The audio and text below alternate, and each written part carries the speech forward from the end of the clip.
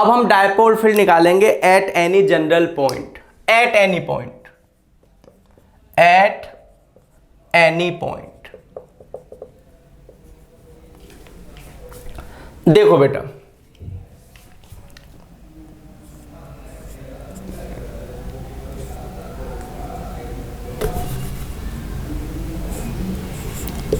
ये डायपोल हो गया, ये रहा।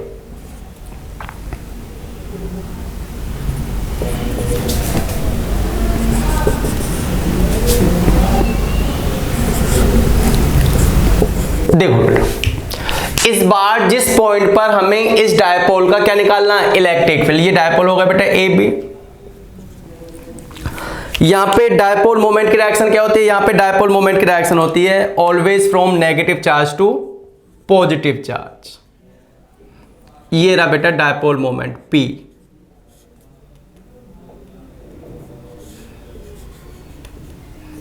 P। तो बेटा जिस पॉइंट पर हमें इस बार इलेक्ट्रिक फील्ड फाइंड करना है वो एक्सियल पॉइंट तो है नहीं, वो इक्वेटोरियल पॉइंट तो है नहीं, वो है कोई भी जनरल पॉइंट। ये पॉइंट यहां पे भी हो सकता था, यहां पे भी हो सकता था, कहीं पे भी हो सकता था। अगर ये पॉइंट यहां पर होता, एक्सेल पर होता, तो ये एंगल क्या हो जाता, जीरो हो जाता। मतलब ये जो सेंटर ऑफ डायपोल को पॉइंट P से ज्वाइन करने वाली लाइन है, ये डायपोल एक्सिस के साथ कितना एंगल बनाती है, थीटा एंगल बनाती है। अगर एक्सेल पॉइंट होता है तब ये लाइन डायपोल एक्सिस के साथ कितना एंगल बनाएगी, जीरो एंगल बनाएगी। तो एक्सेल पॉइंट के लिए ये एंगल क्या है, जीरो है। और अगर हम इस पॉइंट को कहां पे लेते हैं, इक्वेटोरियल लाइन पर लेते हैं, तब इस पॉइंट को सेंटर से ज्वाइन करने वाली लाइन डायपोल एक्सिस के साथ कितना एंगल बनाएगी, 90 बनाएगी। तो ये एंगल 0 से 90 तक कुछ भी हो सकता है, 30 हो सकता है, 45 हो सकता है, 60 हो सकता है, 50 हो सकता है, कुछ भी हो सकता है। किसी भी पोजीशन पर हम क्या बता सकते हैं, इलेक्ट्रिक फील्ड बता सकते हैं। तो देखो बेटा बेटा कैसे हमें फाइंड करना है। तो अभी हम क्या करते हैं बेटा, अभी हम इस डायपोल मोमेंट के क्या कर लेते हैं, कंपोनेंट कर लेते हैं। एक कंपोनेंट ये होगा, ये line dipole axis dipole moment के साथ थीटा एंगल बना रही है, तो ये कंपोनेंट होगा P cos theta, P cos theta denoted by P1। तो बेटा P1 क्या होगा, यहां से P1 होगा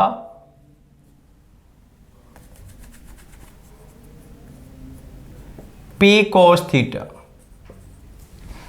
दूसरा जो कंपोनेंट है बेटा, वो कंपोनेंट ये वाला होगा, ये कंपोनेंट। इसको हम चलो P2 से नोट कर लेते हैं, और P2 क्या हो जाएगा बेटा, P2 हो जाएगा P sin थीटा। तो सिंगल डायपोल मोमेंट को हमने दो पार्ट में क्या कर लिया बेटा, डिवाइड कर लिया। अब हम ये वैसे तो एक डायपोल है, लेकिन अब हम इसको ट्रीट करेंगे as two dipole, two electric dipole. एक इलेक्ट्रिक डायपोल वो जिसका डायपोल मोमेंट P1 है, P1 मतलब क्या, P cos थीटा, और दूसरा डायपोल वो जिसका डायपोल मोमेंट है P2, और P2 मतलब कितना, P sin थीटा। तो बेटा इस डायपोल के लिए, डायपोल P1 के लिए P पॉइंट कहां पर है, P पॉइंट बेटा ये डायपोल मोमेंट की डायरेक्शन है, तो डायपोल P1 के लिए ये क्या हुआ, एक्सियल पॉइंट हुआ। इस डायपोल के लिए नहीं बेटा, इस डायपोल के लिए नहीं, इस डायपोल के लिए, इस डायपोल के लिए, P1 डायपोल के लिए, एक डायपोल के लिए, पहले डायपोल के लिए ये क्या हुआ, एक्सियल पॉइंट हुआ। और एक्सियल पॉइंट पर जो इलेक्ट्रिक फील्ड होगा E1 वो ये होगा। और एक्सेल लाइन पर इलेक्ट्रिक फील्ड का फॉर्मूला मैं तुम्हें अभी अभी बताया, क्या बताया, K2P बाय यहां से यहां तक की डिस्टेंस R3। और P1 की जगह यहां से क्या लिख सकते हो, P cos theta bye R3। ये क्या हो गया बेटा, ये हो गया E1। अब बात करते हैं इस डायपोल के हिसाब से। बेटा इस डायपोल के हिसाब से ये क्या था, एक्सेल पॉइंट, और इस डायपोल के हिसाब से ये P कहां पर है, इस डायपोल के परपेंडिकुलर बाइसेक्टर पर, इक्वेटोरियल पोजीशन पर। तो ये डायपोल, ये पॉइंट इस डायपोल के हिसाब से कौन सी पोजीशन पर हुआ, इक्वेटोरियल पोजीशन पर हुआ। और इलेक्ट्रिक फील्ड डायपोल मोमेंट के क्या होता है, अपोजिट होता है। तो अगर डायपोल मोमेंट की डायरेक्शन ये है तो इलेक्ट्रिक फील्ड की डायरेक्शन इसके अपोजिट ऐसे होगी, एंटी पैरेलल, इस तरीके से। ये क्या हुआ, ये हुआ E2। और E2 कितना होगा बेटा, E2 होगा KP2/R3। ये तो फॉर्मूला बेटा, एक्सेल का formula K twice of P और इक्विटोरियल का फॉर्मूला KP/R3। इसमें P2 की जगह हम क्या लिख देंगे, इसमें P2 की जगह हम लिख देंगे P sin θ/R3। ये E2 हो गया बेटा। हमने यहां पर गिवन डायपोल को दो डायपोल में स्प्लिट कर लिया, तोड़ लिया बेटा। सिंगल गिवन डायपोल ये है जिसका डायपोल मोमेंट P है, बट हमने उसे स्प्लिट कर लिया है दो इलेक्ट्रिक डायपोल में। एक डायपोल जिसका डायपोल मोमेंट P1 है, P cos थीटा। एक दूसरा डायपोल जिसका डायपोल मोमेंट है P2, P sin theta. Point P की पोजीशन डायपोल P1 के हिसाब से देखते हैं तो एक्सियल पोजीशन है, इसलिए डायपोल मोमेंट P1 और E1 कैसी डायरेक्शन हो गए बेटा, सेम डायरेक्शन में हो गए। क्योंकि मैंने तुम्हें बताया एक्सियल पर इलेक्ट्रिक फील्ड और डायपोल मोमेंट क्या होते हैं, पैरेलल होते हैं। E2 और P2 एक दूसरे के क्या हो गए बेटा, E2 P2 एक दूसरे के क्या हो गए, अपोजिट हो गए। क्योंकि मैंने तुम्हें बताया कि इक्विटोरियल लाइन पर डायपोल और इलेक्ट्रिक फील्ड एक दूसरे के क्या होते हैं, अपोजिट होते हैं। तो E1 given by K2P1/R3, K2P cos θ/R3 और ये होगा KP sin θ/R3। अब E1 और E2 एक दूसरे के क्या हैं, परपेंडिकुलर हैं। इसके पैरेलल ये लाइन और इसके पैरेलल ये लाइन। तो ये क्या होगा बेटा, ये होगा net dipole moment, sorry net electric field, net electric field. और मान लो ये नेट इलेक्ट्रिक फील्ड E1 के साथ कितना एंगल बनाता है, अल्फा एंगल बनाता है। तो एक तो हमें यहां पर नेट इलेक्ट्रिक फील्ड फाइंड करना है और एक क्या फाइंड करना है बेटा, अल्फा। तो नेट इलेक्ट्रिक फील्ड E, बीच का एंगल कितना है बेटा, 90 है। तो नेट इलेक्ट्रिक फील्ड कैसे निकलेगा, net electric field intensity at general point P। तो बेटा जनरल पॉइंट P पर electric field, net electric field होगा √ E1² plus E2² plus 2E1 E2 cos theta. और थीटा क्या, इन दोनों के बीच का एंगल क्या बेटा, 90 है। E1 और E2 के बीच का एंगल, तो वो cos 90 वाला टर्म क्या हो गया, 0 हो गया।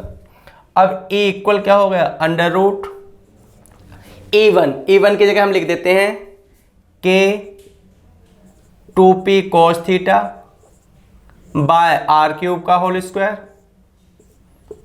Plus E2 KP sin θ/R³ का होल स्क्वायर। अब नेक्स्ट स्टेप है बेटा, K² यहां भी होगा, K² यहां भी होगा। तो हमने K² कॉमन लेकर रूट के बाहर निकाला तो वो हो गया K। यहां पे P² होगा, यहां भी P² होगा और P² कॉमन लेकर रूट के बाहर P। यहां पे भी R³ का स्क्वायर होगा, यहां पे भी R³ का स्क्वायर होगा, उसका कॉमन लेकर उसका भी रूट ले लिया। तो ये होगा KP/R³। क्या आ गया बेटा, बाहर आ गया। अब रूट के अंदर क्या बचा, रूट के अंदर बचा 2 cos थीटा का होल स्क्वायर, मतलब 4 cos square theta plus sine square theta. अब हम क्या कर सकते हैं, अब बेटा हम ये कर सकते हैं KP/R³ √ इसे हम लिख सकते हैं 3 cos square theta plus cos square theta.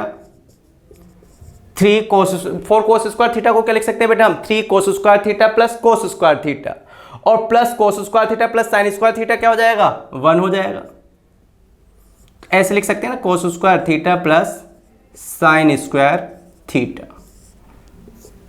ये अभी भी तो दोनों जोड़ के 4 cos स्क्वायर थीटा आएगा, लेकिन cos square theta plus sine square theta क्या हो गया, 1 हो गया। तो E क्या हो गया, E नेट E हो गया KP/R³ और ये हो गया √ क्या बचा बेटा, 3 cos square theta plus 1। Net electric field. कहां पर? At any point.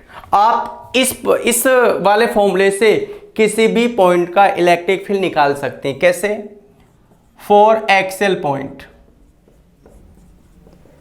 बेटा एक्सेल पॉइंट के लिए, एक्सेल पोजीशन के लिए मैं तुम्हें भी बताया कि अगर ये P यहां ना होकर एक्सेल पॉइंट पर होगा तो ये लाइन डायपोल एक्सिस के साथ कितना एंगल बनाएगी? 0।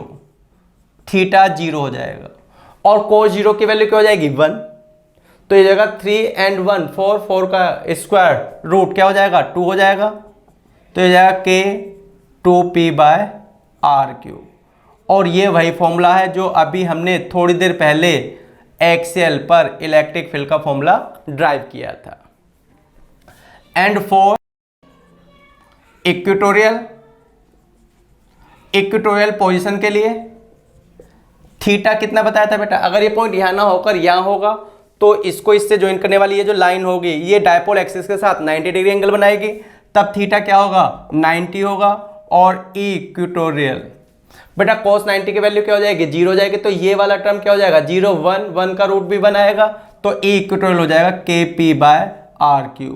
और ये फॉर्मूला भी वही है जो मैंने अभी इंडिविजुअली एक्सेल पर एंड इक्वेटोरियल पर फॉर्मूले ड्राइव किए थे। तो बेटा आप इंडिविजुअली एक्सेल लाइन पर इलेक्ट्रिक फील्ड का फॉर्मूला ड्राइव कर सकते हो जैसे कि मैंने करा दिया। इंडिविजुअली इक्वेटोरियल लाइन पर भी इलेक्ट्रिक फील्ड का फॉर्मूला ड्राइव कर सकते हो और किसी भी जनरल पॉइंट पर इलेक्ट्रिक फील्ड का फॉर्मूला ड्राइव कर सकते हो और वहां से भी एक्सेल और इक्वेटोरियल फील्ड लिख सकते हो।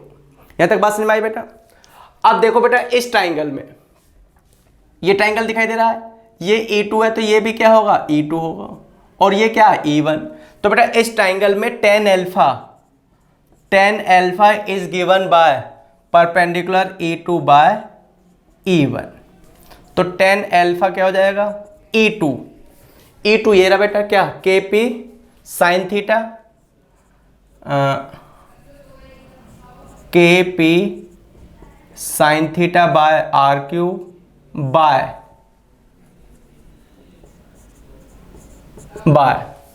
E1 क्या है?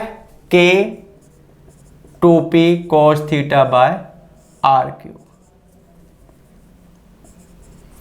तो बेटा KP से KP कैंसिल हो गया तो ये क्या बचा? ये बचा tan alpha half of tan theta.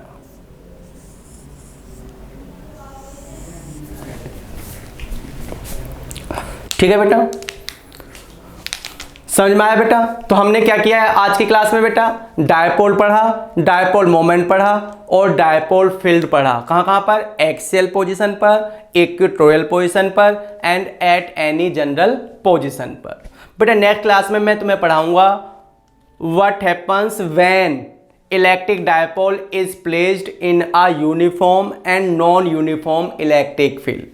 मतलब बेटा डायपोल को electric field and non uniform electric field में रखा जाए तो उस पर कितना फोर्स लगता है, कितना टॉर्क लगता है, ये मैं तुम्हें नेक्स्ट वाली क्लास में पढ़ाऊंगा, नेक्स्ट लेक्चर में पढ़ाऊंगा।